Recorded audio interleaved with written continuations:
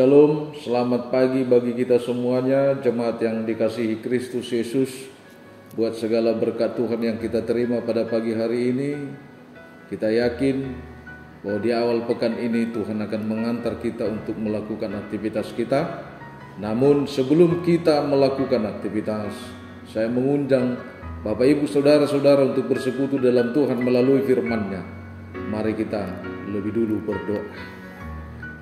Damai sejahtera Allah yang melampaui segala akal, itulah kiranya memelihara hati dan pikiranmu di dalam Tuhan kita Yesus Kristus. Amin. Jemaat yang terkasih, firman Tuhan yang menjadi renungan harian bagi kita pada hari Senin 14 Juni 2021 tertulis di dalam Mazmur pasal 37 ayat 25. Saya akan bacakan untuk kita. Dahulu aku muda, sekarang telah menjadi tua, tetapi tidak pernah kulihat orang benar ditinggalkan, atau anak cucunya meminta-minta roti. Dahulu aku muda, sekarang telah menjadi tua, tetapi tidak pernah kulihat orang benar ditinggalkan, atau anak cucunya meminta-minta roti. Demikian firman Tuhan. Jemaat yang terkasih, melalui pagi hari yang indah ini, Tuhan mengingatkan kita di dalam firman-Nya tentang apa itu upah setiap orang yang percaya kepada Tuhan. Namun dalam kesehari-harian kita perlu dengan jeli melihat ada beberapa tipe yang kita lihat dari setiap orang yang percaya. Yang pertama, bahwa ada orang yang percaya namun tidak setia. Nah, yang kedua, kita melihat ada orang yang percaya namun tetap setia. Tentu dalam hal ini firman Tuhan dengan tegas berkata, setiap yang disebut orang-orang yang setia adalah orang-orang yang tinggal di dalam kebenarannya. Orang-orang yang setia adalah orang-orang yang selalu tinggal di dalam kebenarannya. Orang benar adalah orang yang percaya kepada Kristus, orang yang sudah dibenarkan melalui pengorbanan Tuhan Yesus di atas kayu salib. Orang yang hidup di dalam kebenaran firman-Nya, itulah yang dilihatkan dan itulah yang ditunjukkan oleh Tuhan kepada kita pada pagi hari ini. Siapakah itu? Dikatakan bahwa mereka menjadi hamba kebenaran. Orang-orang yang setia dan percaya kepada Tuhan, itulah yang disebut menjadi hamba-hamba kebenaran. Tentu hamba-hamba dalam kebenaran itu akan dipelihara jalan-jalannya oleh Tuhan. Jemaat yang terkasih, untuk hidup di dalam kebenaran, apa yang perlu kita perhatikan? Dan bagaimana supaya hidup ini juga ada di dalam kebenaran itu. Yang pertama dikatakan dengan segenap hati, mentaati pengajaran yang diajarkan oleh firman Tuhan. Jika ingin berkenan di hadapan Allah dan hidup kita berkenan, marilah dengan sungguh-sungguh kita mentaati firman Tuhan. Bahwa tanpa ketaatan kepada Allah, kita tidak akan bisa menjalani kehidupan di dalam kebenaran. Itu akan kita ingat. Tanpa ketaatan kita kepada Tuhan, kita tidak akan pernah bisa menjalani hidup ini dalam kebenaran. Karena itu dikatakan oleh firman Tuhan tadi, kita harus dengan segenap hati, mentaati. Jangan ada istilah merdua holong dalam mentaati firman Tuhan. Yang kedua, supaya kita hidup di dalam kebenaran, kita harus menyerahkan anggota-anggota tubuh kita ini menjadi hamba dari kebenaran itu juga, seperti apa yang dituliskan di dalam firman Tuhan Roma 6 ayat 19.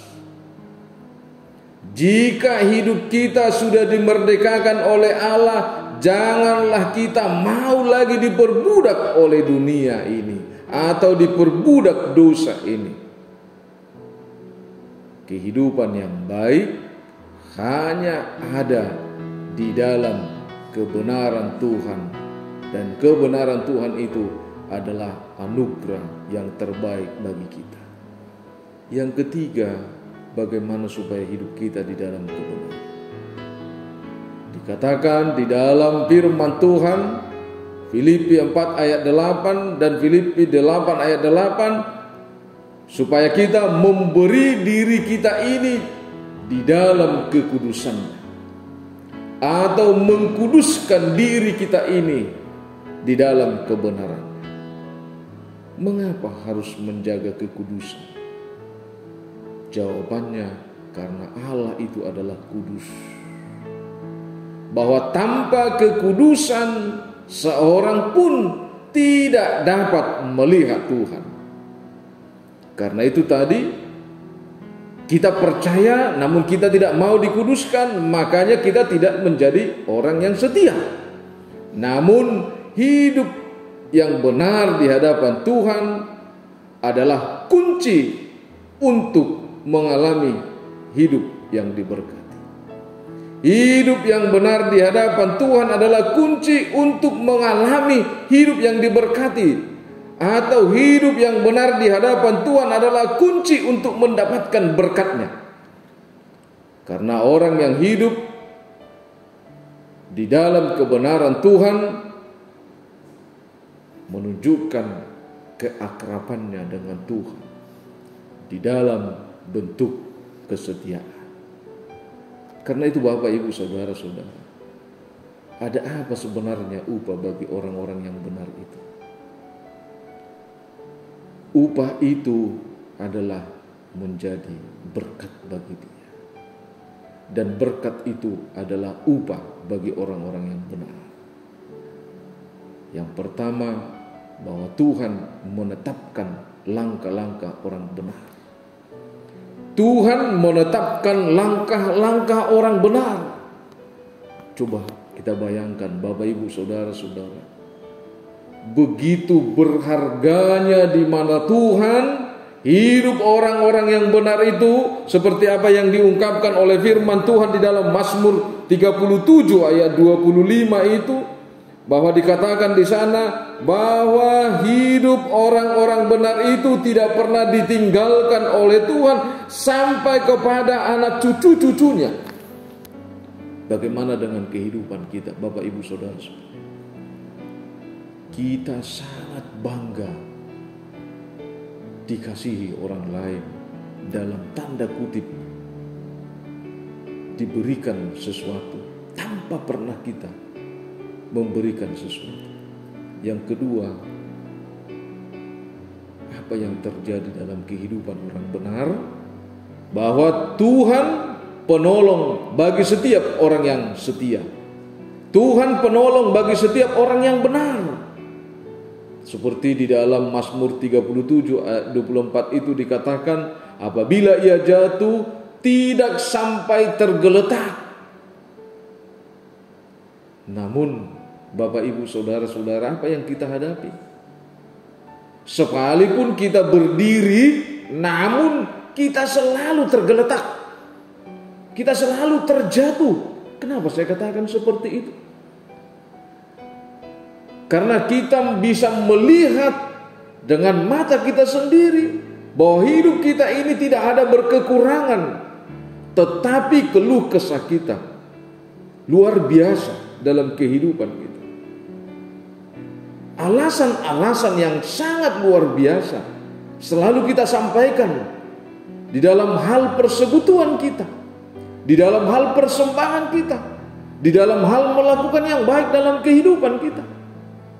Namun Bapak Ibu Saudara-saudara, dengan tegas diingatkan kepada kita pada pagi hari ini, janganlah menjatuhkan dirimu sekalipun Tuhan sudah memegangnya karena alasan yang tidak masuk logika tadi.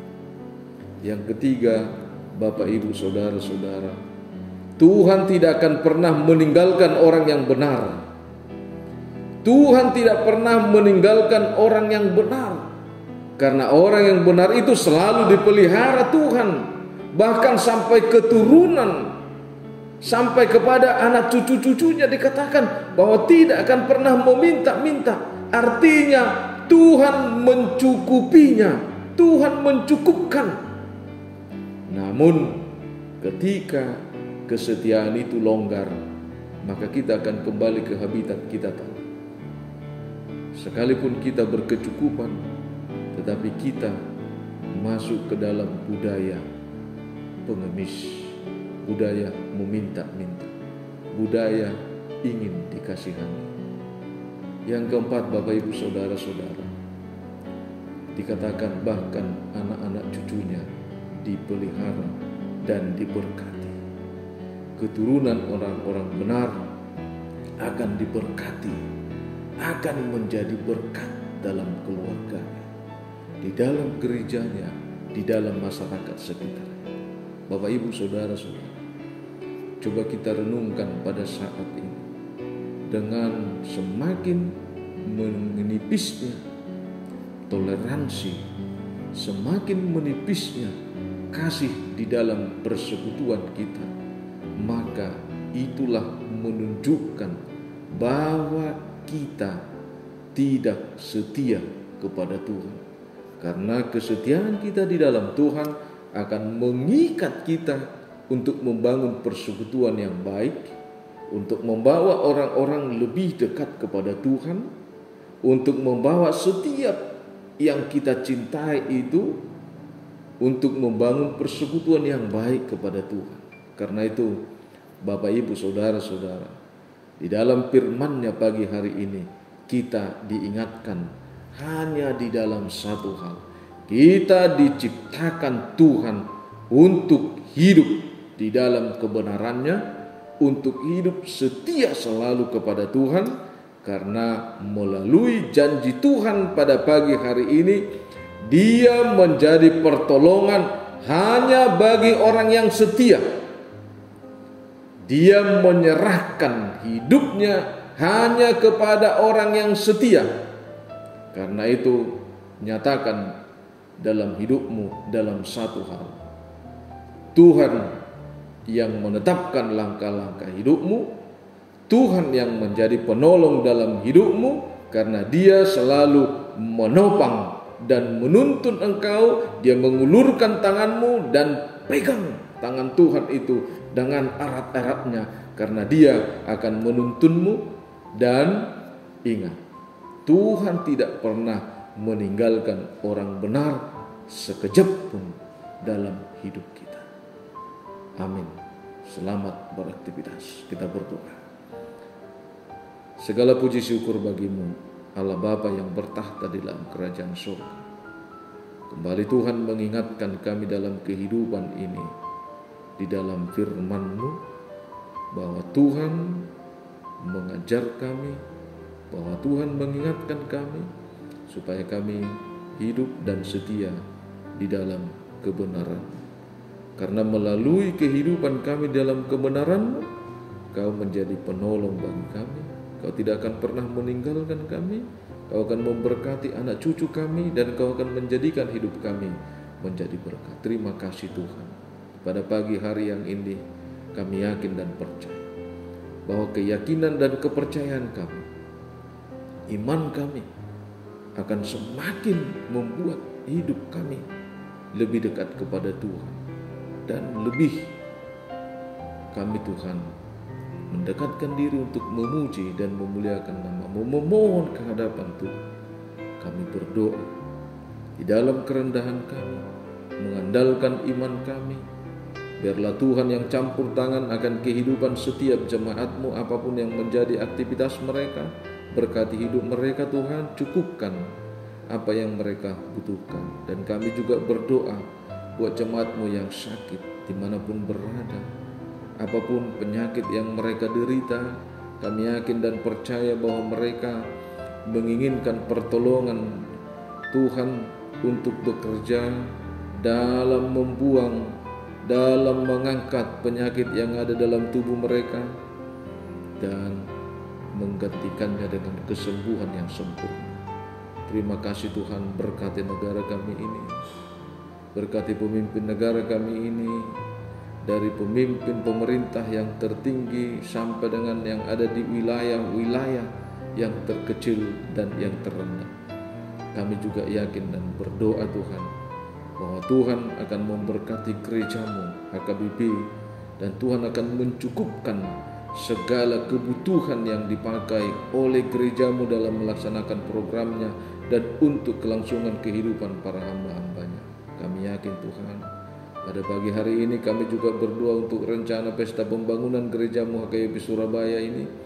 Biarlah Tuhan program itu menjadi alat bagi Tuhan untuk mengembangkan pelayanan gereja-Mu bagi jemaat dan masyarakat setempat. Biarlah Tuhan yang menyertai semua jemaat-Mu, panitia, para hamba-Mu Tuhan, dalam melaksanakan kegiatan tersebut, supaya kegiatan tersebut mencapai apa yang menjadi kebutuhan daripada kegiatan itu.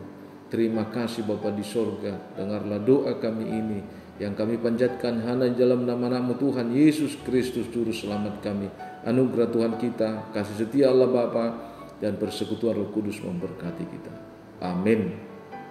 Bapak Ibu yang terkasih, jemaat Tuhan dimanapun kita berada, kami atas nama Penatua Gereja kita menyampaikan selamat beraktivitas, lakukan protokoler kesehatan, tetap semangat, tetap berdoa. Terimalah salam kami, salam sehat. Koras.